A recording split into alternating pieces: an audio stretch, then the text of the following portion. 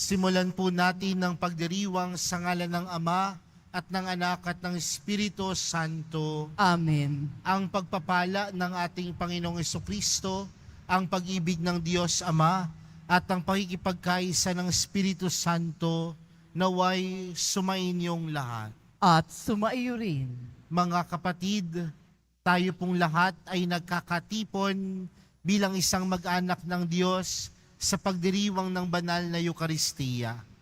At upang tayo po ay maging karapat-dapat gumanap sa banal na pagdiriwang na ito, alalahanin po natin ang ating mga pagkukulang at nagawang pagkakasala at buong kababaang loob po tayong humiling ng awa at pagpapatawad mula sa Diyos.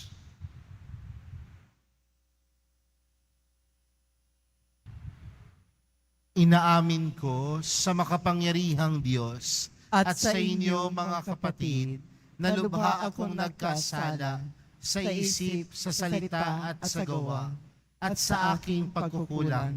Kaya isinasamo ko sa mahal na Birheng Maria, sa lahat ng mga anghel at mga banal, at sa inyo mga kapatid na ako'y ipanalangin sa Panginoong ating Diyos. Kaawaan tayo ng makapangyarihang Diyos, patawarin tayo sa ating mga kasalanan at patnubayan tayo sa buhay na walang hanggan. Amen. Panginoon, kaawaan mo kami. Panginoon, kaawaan mo kami. Kristo, kaawaan mo kami. Kristo, kaawaan mo kami. Panginoon, kaawaan mo kami. Panginoon, kaawaan mo kami. Manalangin tayo. Ama naming makapangyarihan, patawarin mo ang mga pagsuway ng iyong sambayanan upang sa pagkakasangkot namin sa kinasadlakang kasalanan dahil sa aming angking kahinaan, kami iyong pagbigyang lumaya ng tuluyan sa pamamagitan ni Jesucristo kasama ng Espiritu Santo magpa sa walang hanggan. Amen. Magsiupo muna ang lahat.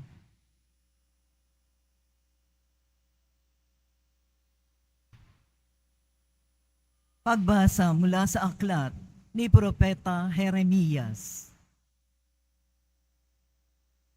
Naririnig kong nagbubulungan ang karamihan.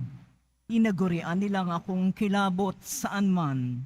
Sinasabi nila, isuplong natin. Pati matatalik kong kaibigay, naghahangad ng aking kapahamakan. Wika pa nila, marahil ay malililang natin siya, pagkatapos dakpin natin at paghigantihan. Subalit ika'y nasa panig ko, Panginoon, malakas ka't makapangyarihan. Madara pa ang lahat ng umuusig sa akin, hindi sila magtatagumpay kailanman. Mapapahiya sila sapagkat hindi sila magwawagi. Mapapahiya sila habang panahon at ito'y hindi na makakalimutan. Makatarungan ka kung sumubok sa mga tao. Panginoon, Diyos na makapangyarihan, alam mo ang laman ng kanilang puso't isip. Kaya't ikaw ang magiganti sa mga kaaway ko. Pinagkakatiwala ko sa mga kamay mo ang aking kapakanan. Awitan ninyo ang Panginoon, inyong purihin ang Panginoon, sapagkat inililigtas niya ang mga api mula sa kamay ng mga gumagawa ng masama. Ang salita ng Diyos. Salamat sa Diyos.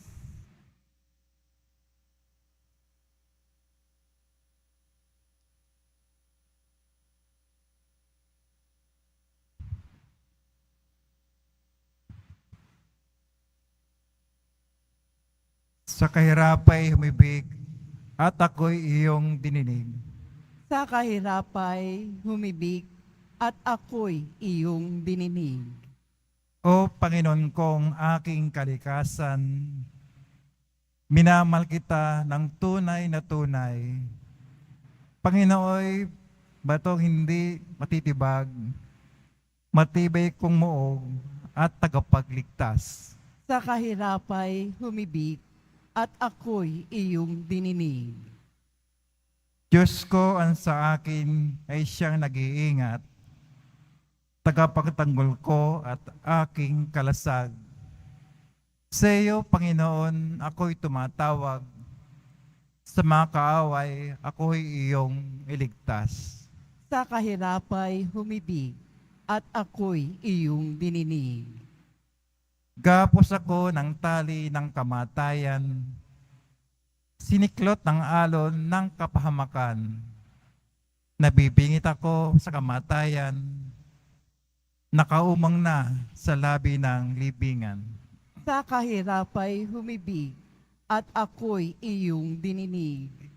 Kaya tampoon ay tinawag ko, sa aking kahirapan, humingi ng saklolo. Mula sa templo niya, tinig ko'y narinig. Umabot sa kanya ang aking paghibik. Sa kahirapay humibik at ako'y iyong dininig. Magsitayo na po ang lahat.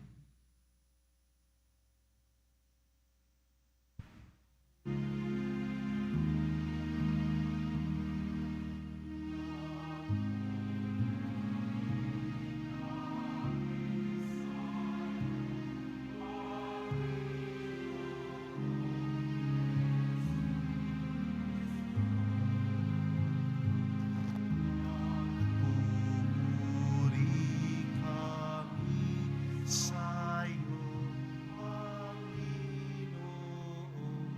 Jesucristo.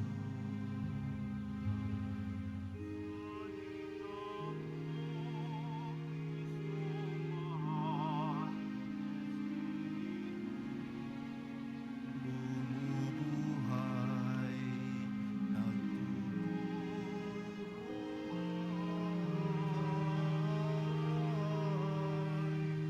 sa nagnanais makamtan ang langit na walang hanggan. Nagpupuri kami sa'yo, Panginoong Jesucristo. Sumainyo ang Panginoon. At sumaiyo rin. Ang mabuting balita ng Panginoon ayon kay San Juan. Papuri sa iyo, Panginoon. Noong panahong iyon, ang mga Hudyo'y kumuha ng bato upang batuhin si Jesus. Kaya't sinabi sa kanila ni Jesus, maraming mabubuting gawa mula sa Ama ang ipinakita ko sa inyo. Alin ba sa mga ito ang dahilan at ako'y inyong babatuhin? Sinagot siya ng mga Hudyo, hindi dahil sa mabuting gawa kaya ka namin babatuhin, kundi dahil sa paglapastanganan mo sa Diyos, sapagkat nagpapanggap kang Diyos, gayong tao ka lang. Tumugon si Jesus, hindi ba nasusulat sa inyong kautusan? Sinabi ko, mga Diyos kayo, mga Diyos ang tawag ng kautusan sa mga pinagkatiwalaan ng salita ng Diyos at hindi maaring tanggihan ng sinasabi ng kasulatan. Ako'y hinirang at sinugo ng Ama. Paano ninyong masasabing ngayon na nilalapastanganan ko ang Diyos sa sinabi kong ako ang anak ng Diyos? Kung hindi ko ginagawa ang mga ipinagagawa ng aking Ama, huwag ninyo akong paniwalaan. Ngunit kung ginagawa iyon, paniwalaan ninyo ang aking mga gawa. Kung ayaw man ninyong akong paniwalaan, sa gayon matitiyak ninyong nasa akin ang Ama at ako'y nasa Kanya. Tinangka na naman nilang dakpin siya, ngunit siya'y nakatilis. Muling pumunta si Jesus sa ibayo ng Jordan, sa pook na noong unay pinagbibinyagan ni Juan. Nanatili siya roon at maraming lumapit sa kanya. Sinabi nila, si Juan ay walang ginawang kababalaghan, Ngunit totoong lahat ang sinabi niya tungkol sa taong ito. At dooy maraming sumampalataya kay Jesus.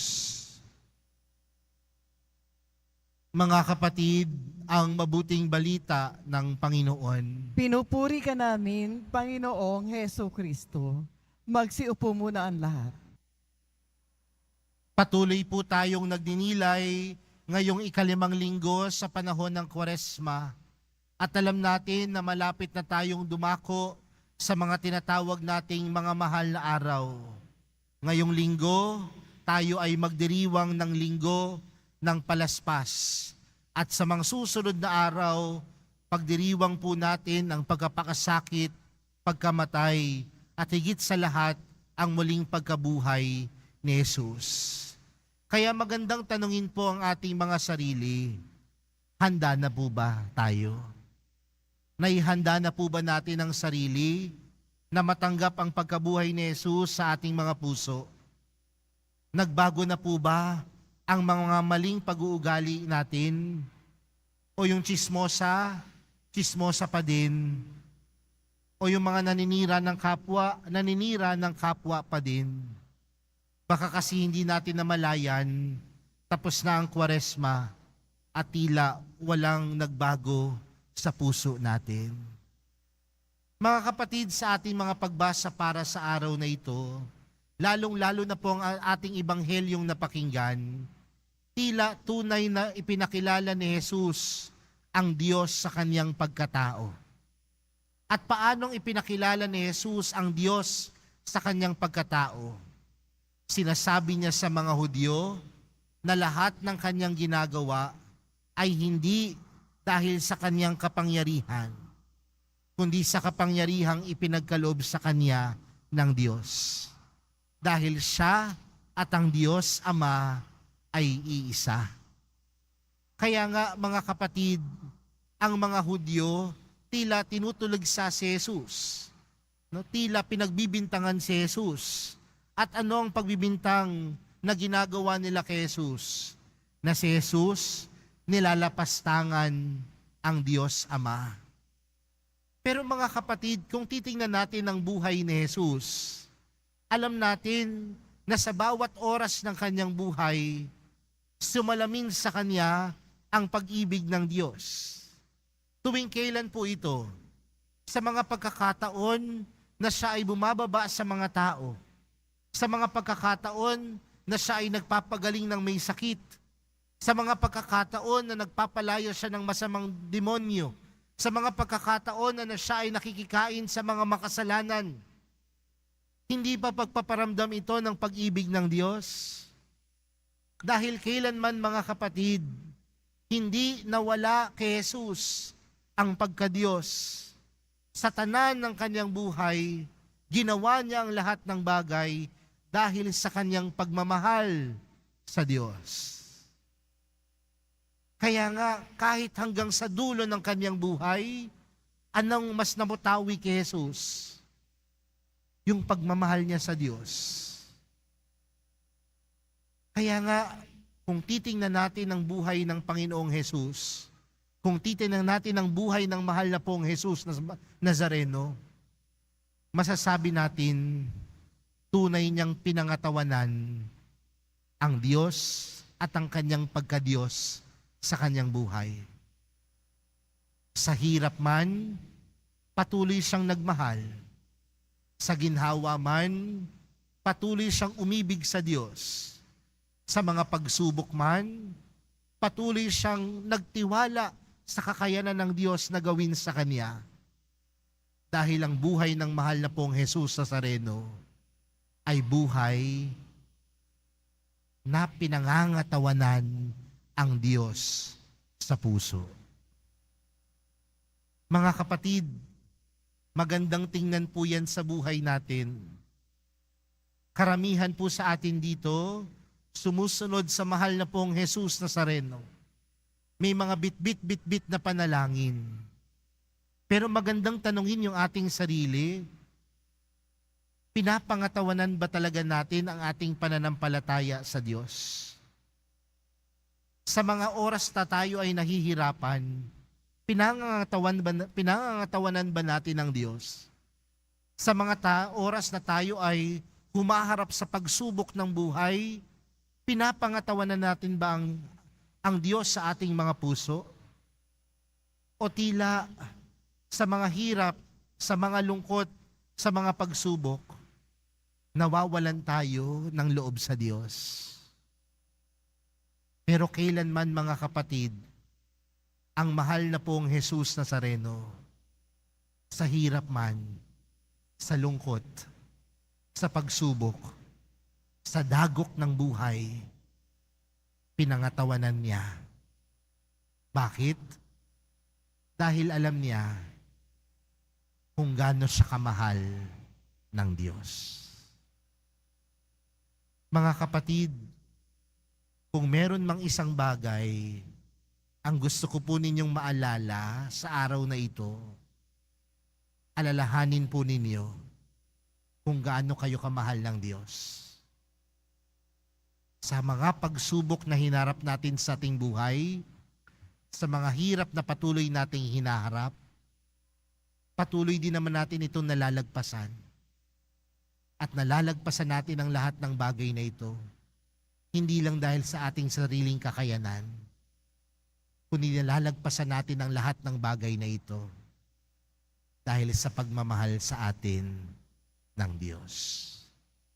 Di ba ganyan din ang naranasan ni Jeremias sa ating unang pagbasa? Pinagkanulo, iniwan ng kanyang mga kaibigan, pero sa bandang dulo, anong sabi ni Jeremias? Malalagpasan ko ang lahat dahil alam kong kasama ko ang Diyos. Mga kapatid, wag lang nating pangatawanan ng Diyos sa mga oras na tayo ay maligaya, kundi sa kahit anong oras at pagkakataon, pangatawanan natin ng Diyos dahil alam natin sa lahat din ng oras at pagkakataon, tayong lahat ay minamahal ng Diyos. Kaya mga kapatid, sa pagpapatuloy po ng ating banal na misa, huwag po nating kalimutan, anumang pagsubok, anumang hirap, pangatawanan ng Diyos. Dahil tayong lahat ay mahal ng Diyos. Tayong lahat ay mahal ng Poong Jesus Nazareno. Amen.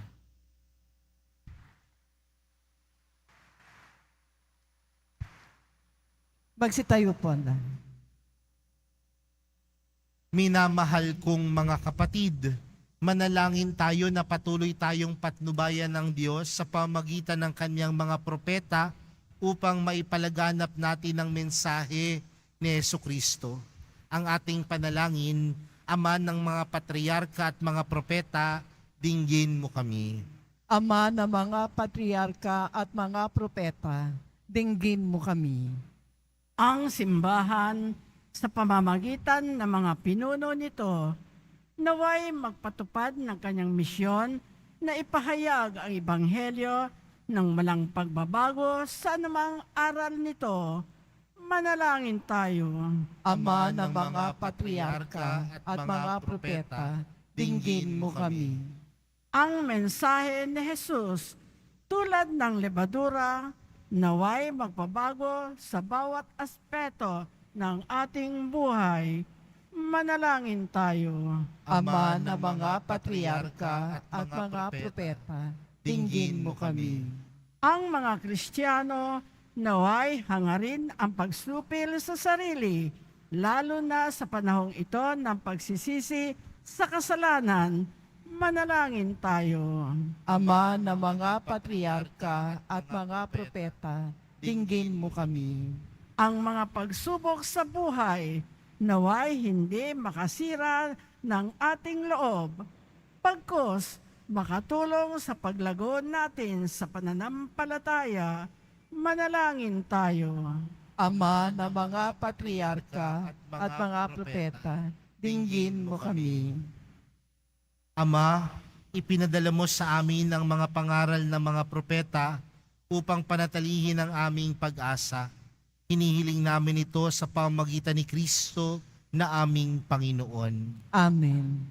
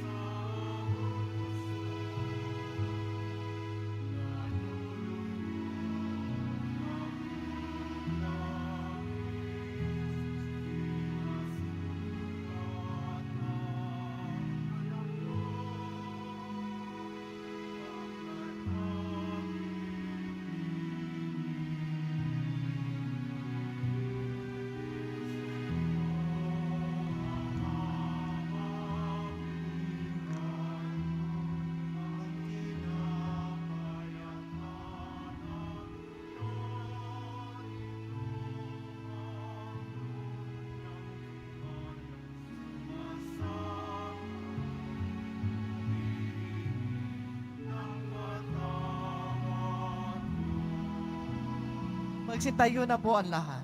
Manalangin po kayo mga kapatid upang ang paghahain natin ay kalugdan ng Diyos, amang makapangyarihan. Tanggapin nawa ng Panginoon itong paghahain sa iyong mga kamay, sa kapurihan niya at karangalan, sa ating kapakinabangan, at sa buong sambayanan niyang banal. Ama naming lumikha, ipagkaloob mong kami maging laging marapat para ang paglilingkod sa iyong dambanay aming maganap, upang sa paglahok naming lagi rito, kami may maligtas sa pamamagitan ni Jesucristo, kasama ng Espiritu Santo, magpasawalang hanggan. Amen. Sumainyo ang Panginoon. At sumaiyo rin. Itaas sa Diyos ang inyong puso at diwa. Itinaas na namin sa Panginoon. Pasalamatan natin ang Panginoong ating Diyos. Marapat na siya ay pasalamatan.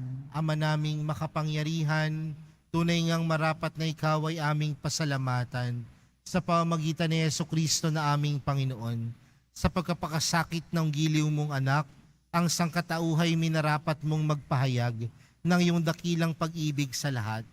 Sa pawang nais mong tubusin ng Mesiyas, sa harap ng iyong kadakilaan, tapos ang dila naming magsaysay, sa pag-ibig na makapangyarihang sa krus ay itinanghal.